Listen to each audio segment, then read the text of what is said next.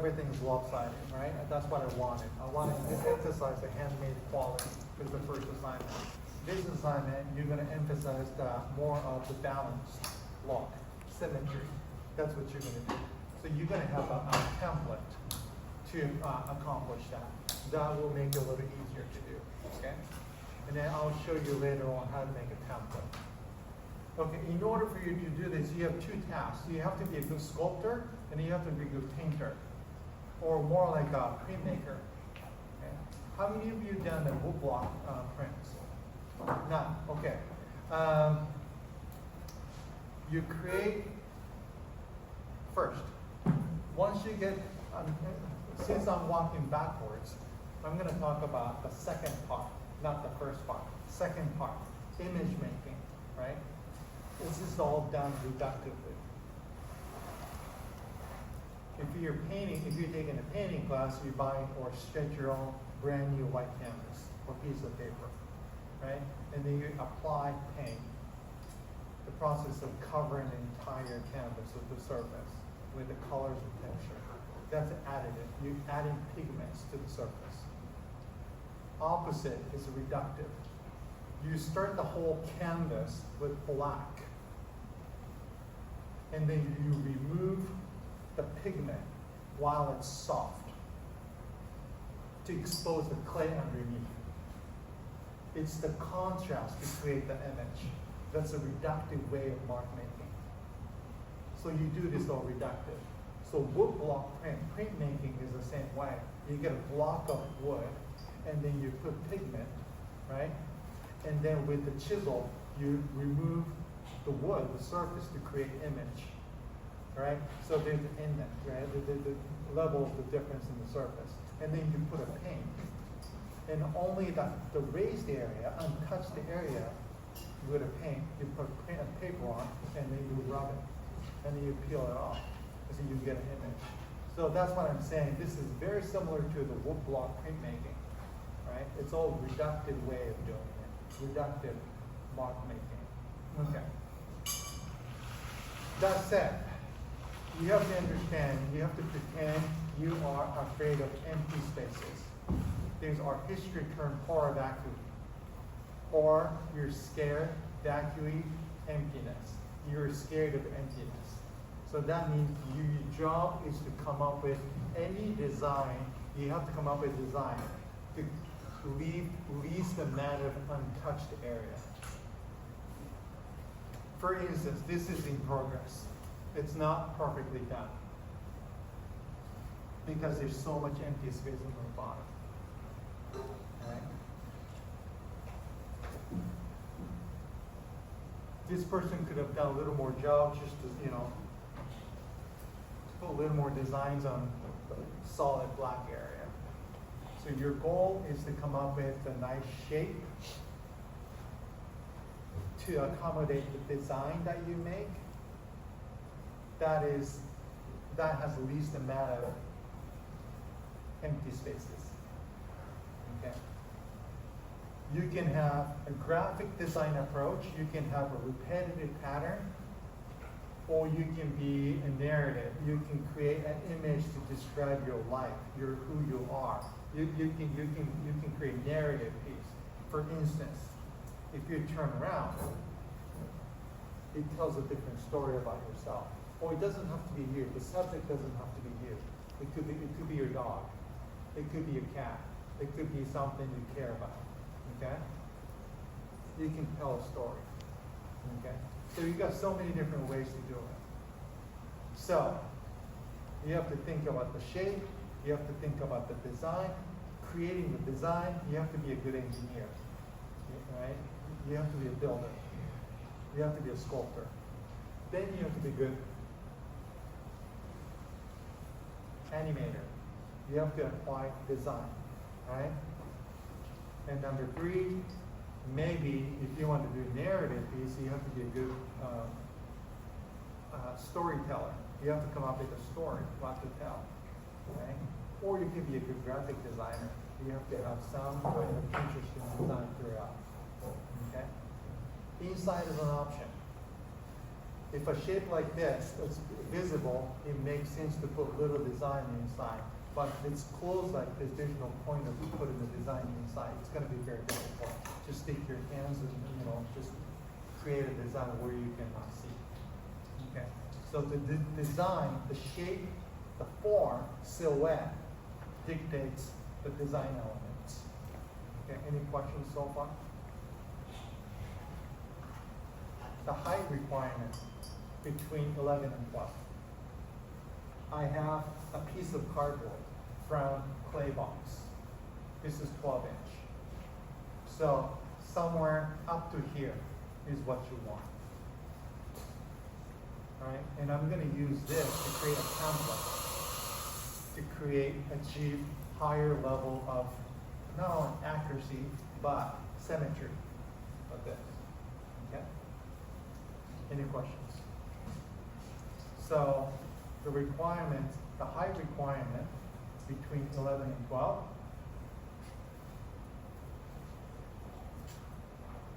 Design application, you're scared of emptiness, so you have to come up with a design to leave the least amount of untouched solid black. But the contrast is important. Just because you want to leave all different marks, if you do too much, everything becomes too white, lack of contrast, nothing's going to stand out. Sometimes strategically you have to leave plenty of black to contrast the white. Okay? Okay. Any questions so far? First, you need a book, a notebook. And then split it into grid like this. I have 9 grids. You can do 12, you can do 15, you can do 50, whatever you want. But the 9, this size is probably a decent size. And I want you, I'll leave 2 pages. This is 1. You need 2 pages as a homework. I want you to fill with different shapes, silhouette. Just a silhouette. Just a profile image. Don't worry about it.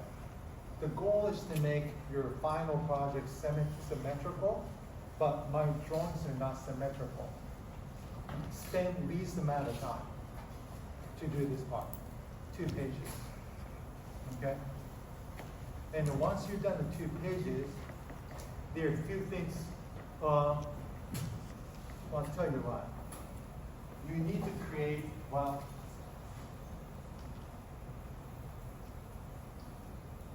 if you end up something like this, I call it pedestal.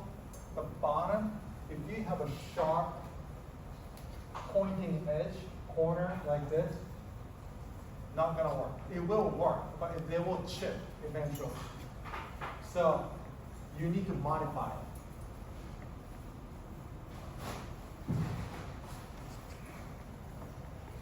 That acceptable versus this, pointy on the bottom. Minor adjustment, okay?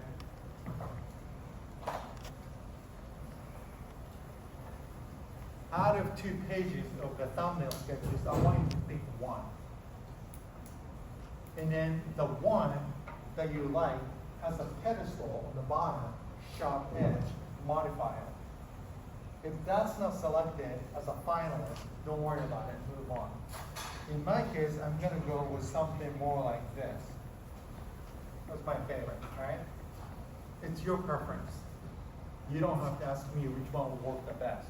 You get to decide, okay?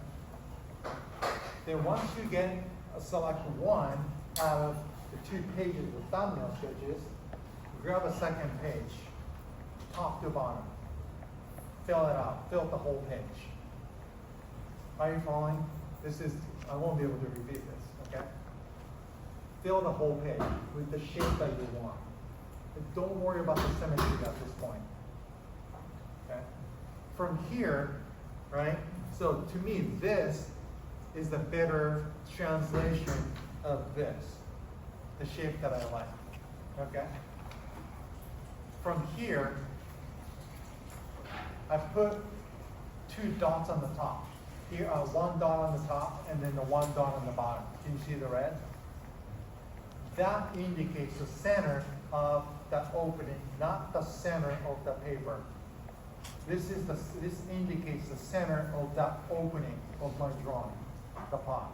And this indicates not the center of the paper, but the center of the bottom of the drawing. Then once you get two dots, I want you to fold the sheets, the paper in half, connecting top and bottom, the dots, two dots.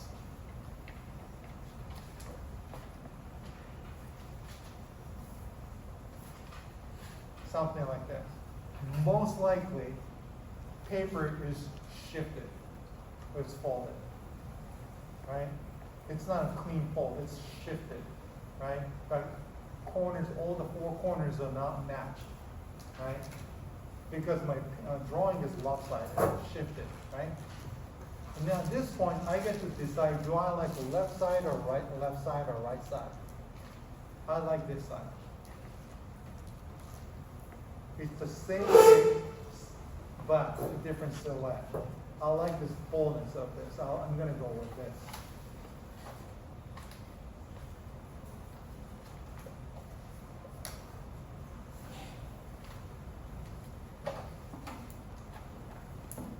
Then, once you determine which side you like, this scissors is not that tough.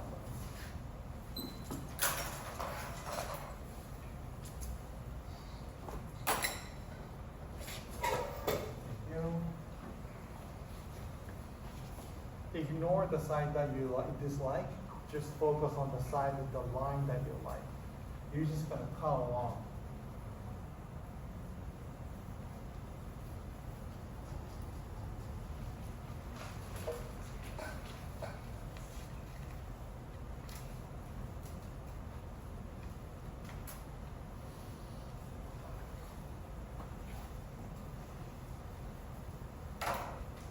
This is the side I like.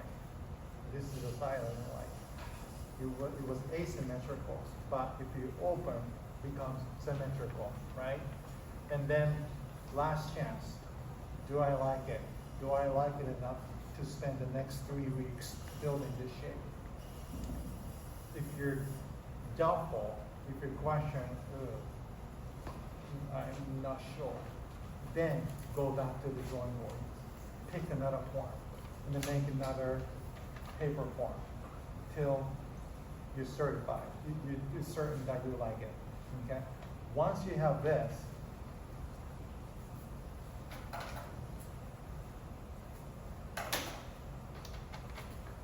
okay. This is the cut, machine cut. This is straight, straight, straight. This is, I just cut it with knife, right? You want to put the bottom corner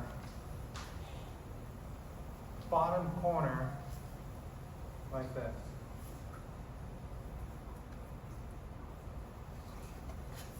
Against the straight edge, the bottom. It's okay to have a little space on the top. Using the normal size of paper, there's no way, well, there is a way, but most likely your paper is going to be slightly smaller than the size of the cardboard. If it exceeds, you're going to need a second piece of cardboard. You're going to extend it. Or you can modify this to fit into a single piece of cardboard.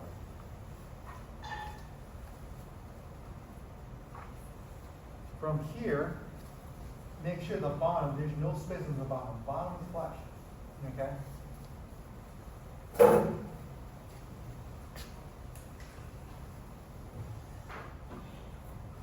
You trace the line. I'm using the X part, but it doesn't matter. At this point, both sides are the same. Okay. Trace the line. And then this is where you need a knife.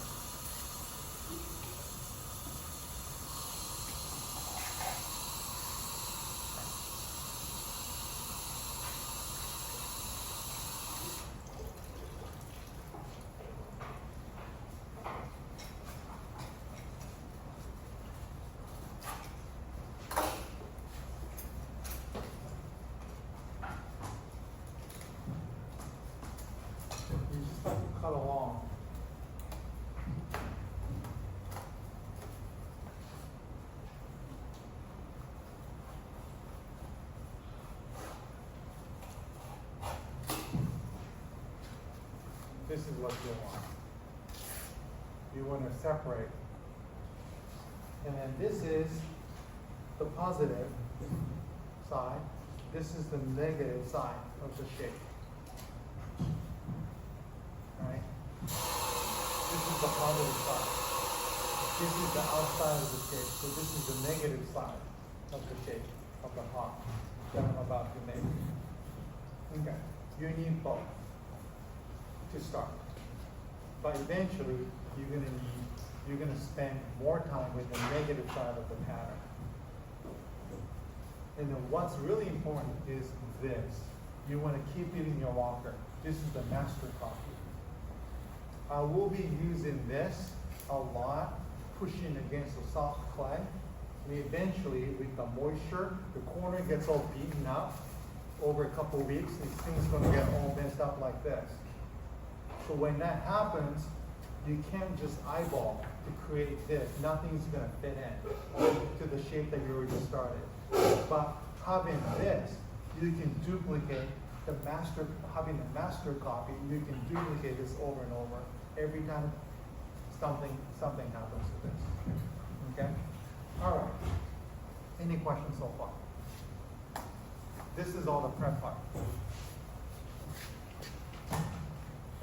I am going to do the demo. Where should I do it? I'll do the demo here.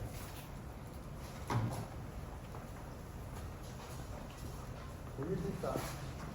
Paper? Yeah.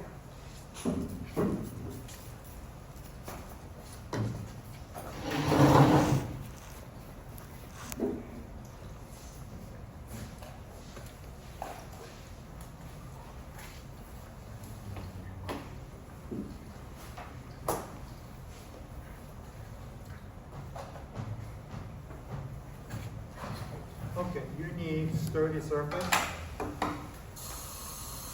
You need clay.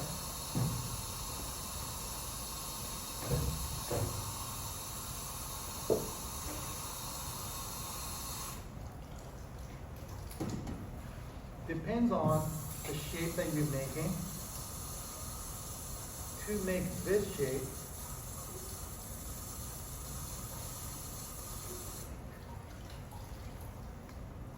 I need that much space, right? This is the diameter, radius, this is the diameter. Okay? I need that much clay with the thickness of your pinky. This is a good indication. You don't want the clay to be thicker than your pinky. Use your pinky as a reference. That is a good size. So you want to go between the pinky and the index. You don't want the clay to exceed the thickness of your index. Somewhere between is okay. All right, get a small amount of clay. All right, let's make a pancake.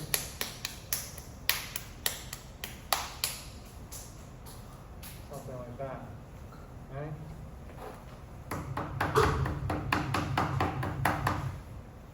Perfect thickness right now. Okay, then put a hole in the middle.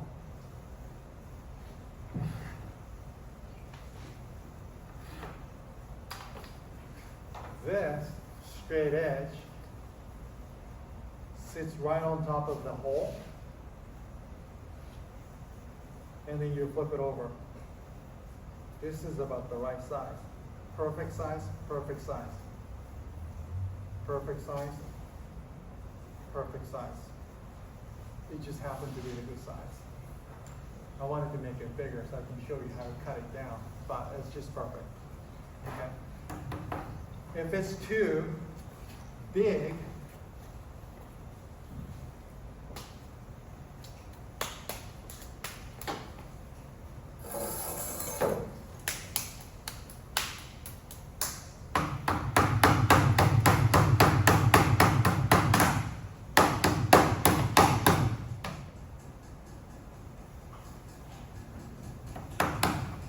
okay, make a hole in the middle. There, there, there. there, and there, there, there, there. That's the size of the base that I need. And what I will do,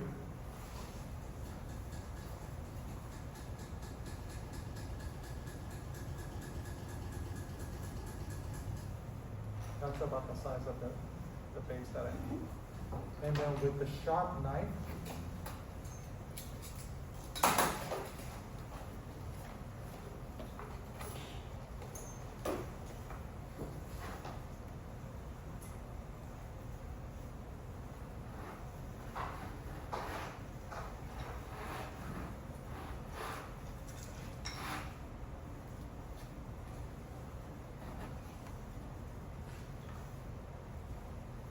cut this off. So I have a perfect base. There, there, there, there. That's all the same. Can you make square? Okay. Can you make triangle shape? You can. I just don't know how. You can.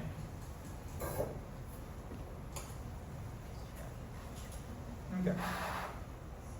The thickness is good. You want to make sure though the thickness is rather level, right? If the base is slanted, no good. Make a proper adjustment by just hitting down, making it thicker. You can't make the thinner clay to be thicker unless you add it. But it's much easier to just find a thicker part, pound it down to make it thinner. Okay. Okay. Then get a apple, small apple, orange size of clay, right? And then just squeeze like this. Squeeze as you turn.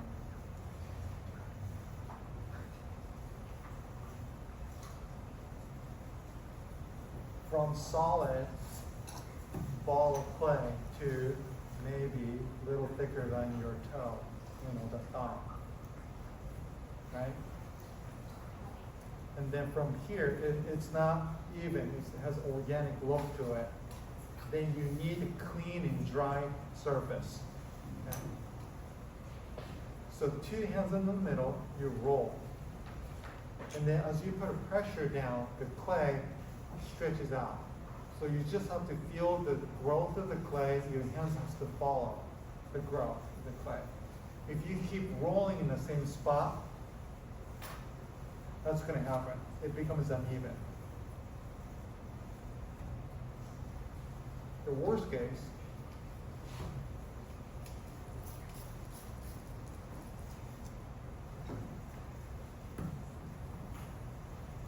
it snaps if you roll it too firmly.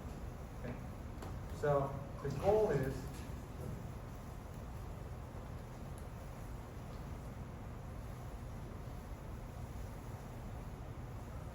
roll out with clay.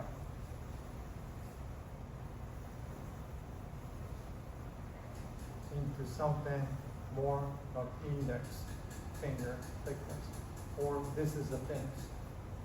Okay, somewhere between here and in here is a good thickness. Okay.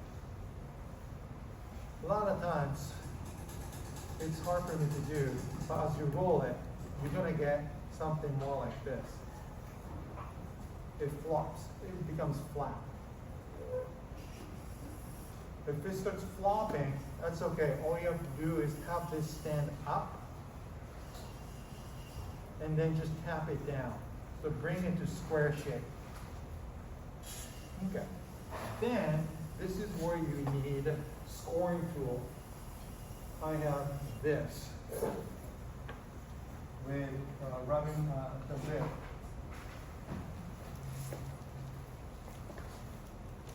Put a little water in there.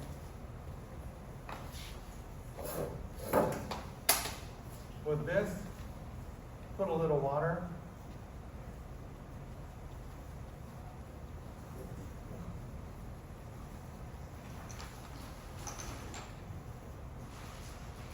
And then second dip, third dip, just to distribute a little water. Okay, good. The clay is really soft, so I can score it, but I just made it back. And then you place your coil on top of it. And then where it ends, you can just cut it like this. Just snap it with your fingers. Okay? And then you can close the ring, right? And then I'm pretty much done with the positive sides of the pattern. You put the negative side outside. So this is the shape you have to follow all the way to the top. But the most important thing is, if you build too quickly, right? If I keep adding a coil so quickly on top of the solid foundation, it's not structurally sound. It wants to sag, it wants to give up. The way it happens, it's going to get wider by itself. So when that happens, remember, there used to be a straight line to the bottom. Right? This line. This is why it's kind of important to have a little bit of a straight edge on top. This indicates the very center line. What's the center line? That is the hole that I created. So when you put it like this, this points down that center. Eventually, if you're going like this, okay, you're fully following the shape of this, but this is not pointing down the center, the hole. That means you moved on too quickly and the shape is no longer the true form. It's stretched out by itself. Okay, so you need to slow down. Okay, so every time you see a space between the cardboard and then the clay, that needs to be filled. So this clay needs to get pushed out.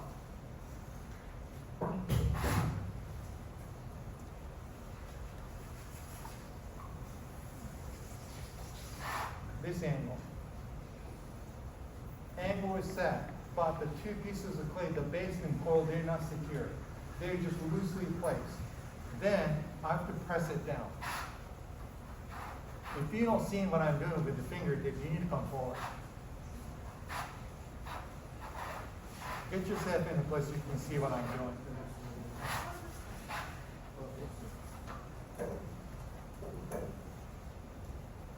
Okay. That's good. There's no space.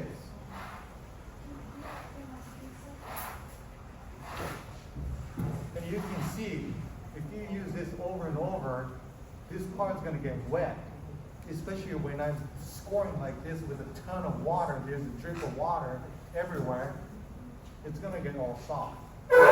So, that's why you need to hang on to this. You can make this when it gets all beaten up. Okay. So there goes the second clay.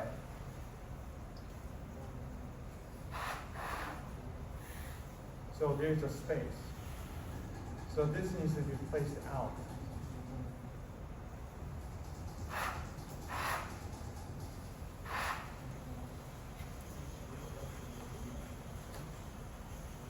Something like this. Okay? So the position is okay now, but it's still not merged, mended.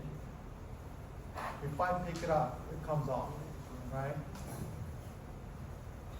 So what you do, you have to press it. It's the pressure. There's two things. You need to compress, you need to push it down hard for it to stay.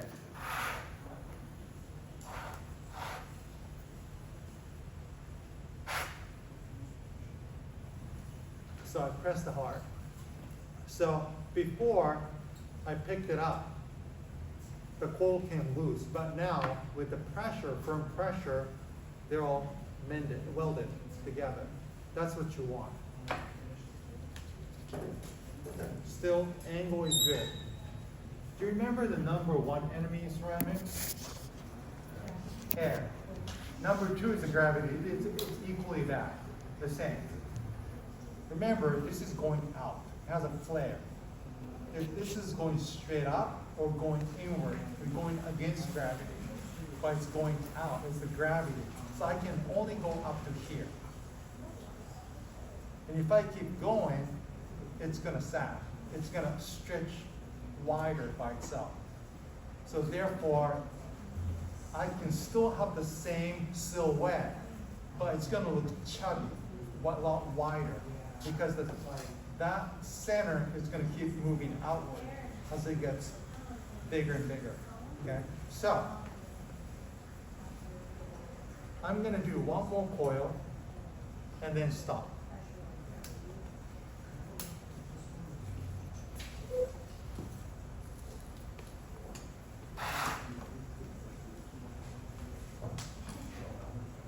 And I'm doing a ring at a time. If you happen to roll a thicker coil, a longer coil, you don't have to do the ring at a time.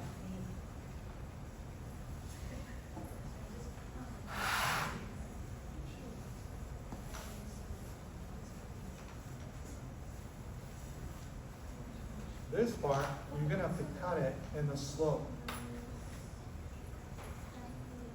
So I can just keep going. But before I compress it, I have to make sure the angle is okay. Good. It happens to be okay.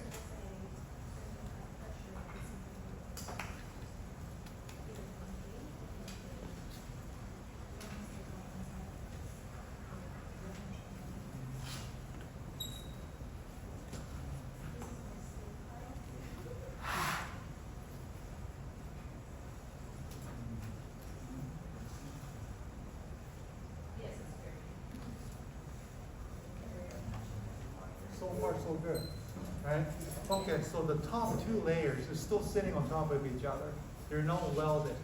So I'm going to press it. But here's what I'm going to show you. I'm going to do, there's a reason I have a lot of clay here.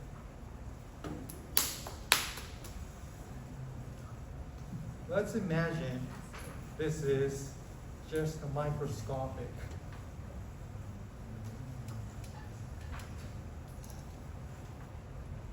coil, right?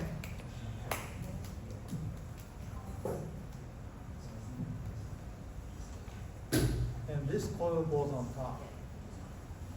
It cannot be this thick though, in real life.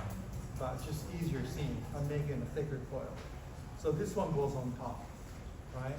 And as I mentioned, some people score, put a little water for better mending, right? Merging, holding. Put it together. But the deeper, significant scoring and slipping doesn't really guarantee better bonding.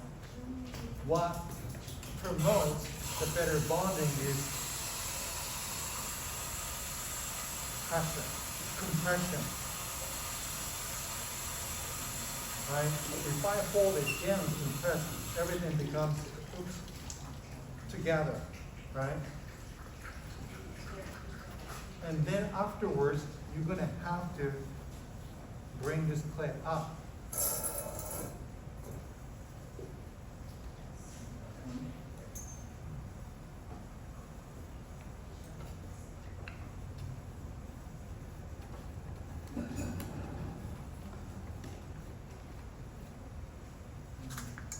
I need a different tool.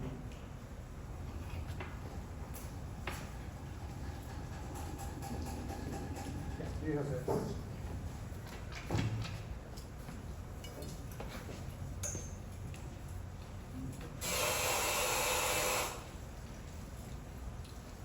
And then you do the stream in both sides, inside and outside.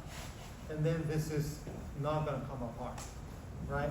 But the problem is, you may not be able to see from where you are. The problem is the way I compress the very top coil downwards onto the layer down. I'm putting significant pressure downward for better sticking. What is the problem? The problem is the way I'm pressing, I'm pinching the top layer. I'm not leaving enough clay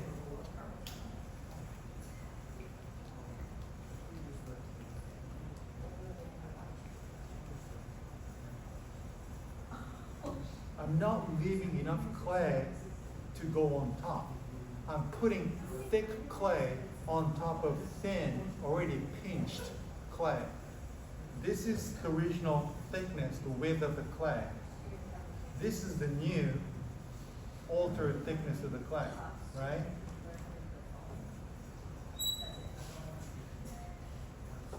It has a less surface to hold together, where if I put more clay on top of the thick clay, it has more surface to hold together, right?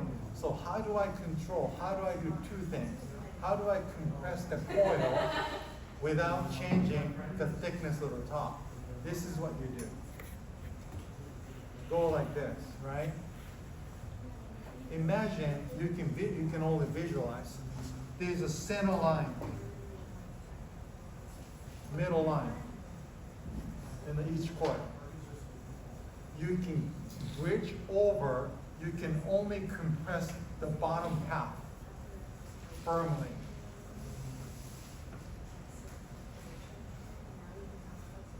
And I'm not controlling, I'm not changing the thickness of the exposed clay on top. So therefore, I can continue for better sticking one after another. Still, you still have to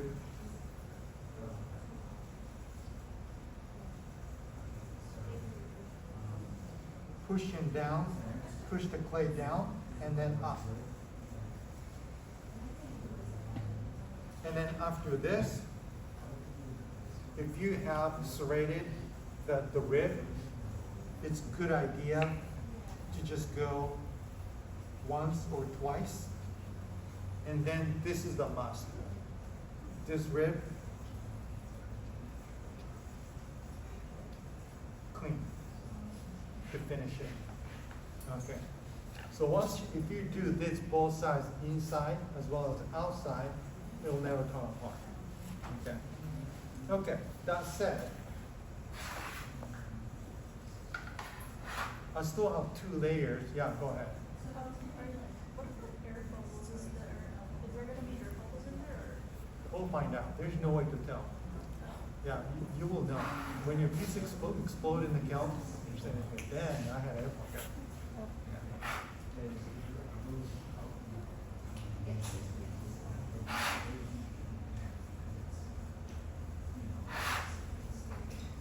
This clay, kind of exaggerated a little bit. The clay you're using is very forgiving. The reason is, your clay has a lot of large sand particles in clay. It's like a sandpaper, fine sandpaper. That means if there's an air trapped inside, the clay body is already open. It can find a way out through connecting all the sand particles.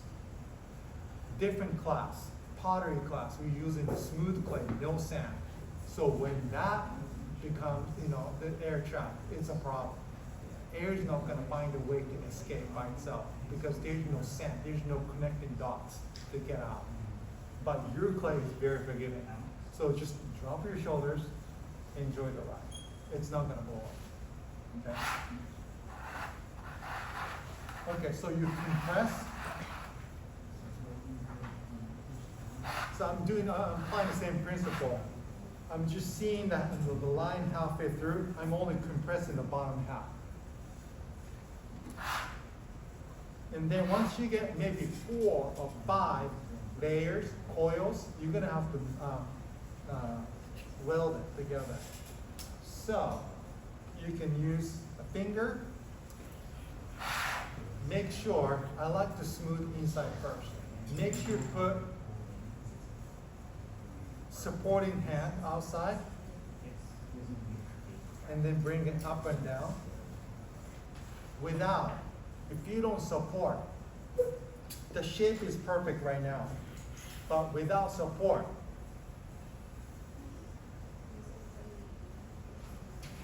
Nothing's gonna fit. It's already stretched out. Once the clay is stretched, you can't fix it. The clay is easy to stretch, it's hard to make it shrink.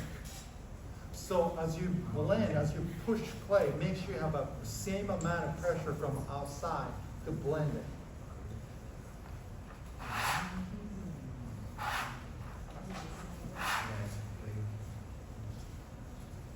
And then, once it's done, you blend it.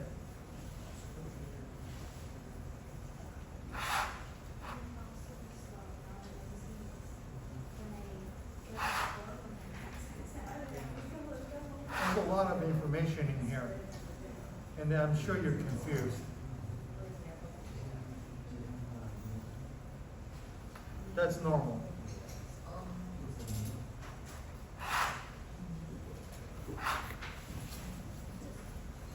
Good. And then you just have to blend outside too. Because the coil texture, the line, all the texture gets in the way of design application. Outside has to be smooth. Okay?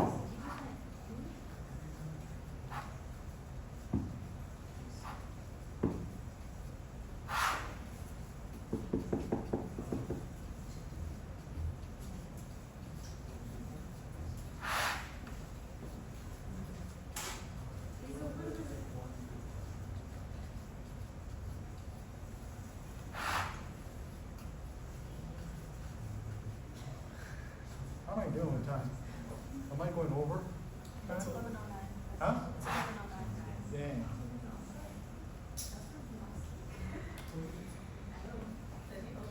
Okay, as much as I'm gonna flip it to clean the bottom towards the bottom, if you flip it, you're gonna lose the pot. So don't do it. Okay, just clean as much as you can.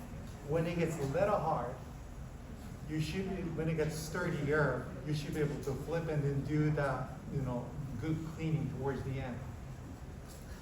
That's all I can say. Do the best you can without flipping. Most likely the clay is stuck to the surface. You won't be able to rip it off and then flip it. It comes with the board at this point. Okay, so that's what it is.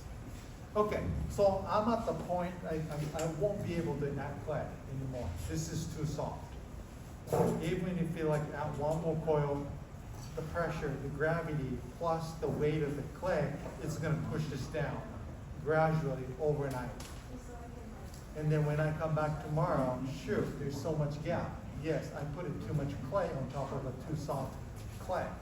It moved overnight. So I need to stop. So sometimes, to prevent,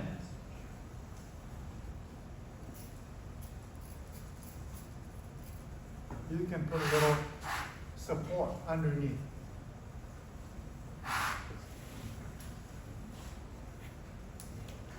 And then that will come off eventually later on. It's just for the overnight temporary support.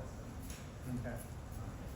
And I put 4. Sometimes if I have a bigger board, I will put 4 more. Denser, space-wise. Okay, so you have an option to wash this to dry.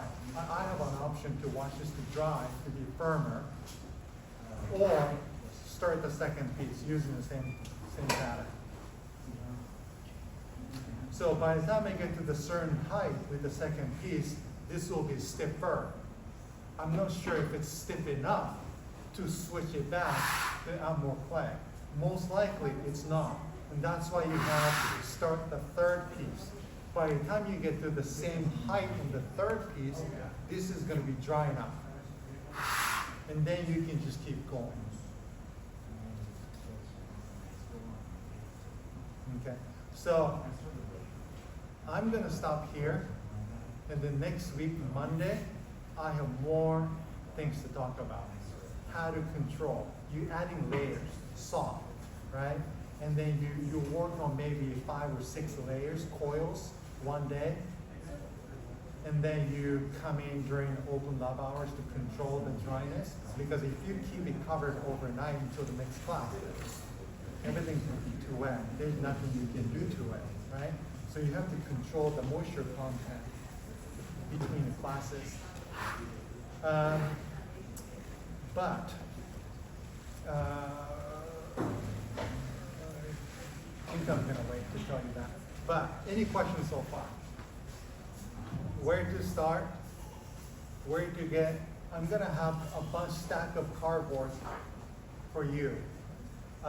So it's 11, 10? 11, 12? Okay. So you have about 20 minutes. 20 minutes should be plenty of time to finish what you're doing. And then also, if you're done, maybe do the thumbnail sketches. And then when you come back Monday, you can do the template making and then move on to the actual piece making. So that is the goal, okay? So you want to be done with the first exercise today and then come back Monday with the idea of, which piece you wanted to make large, okay? Good? Good? Good? Good? Good? Good? Okay? All right, thank you.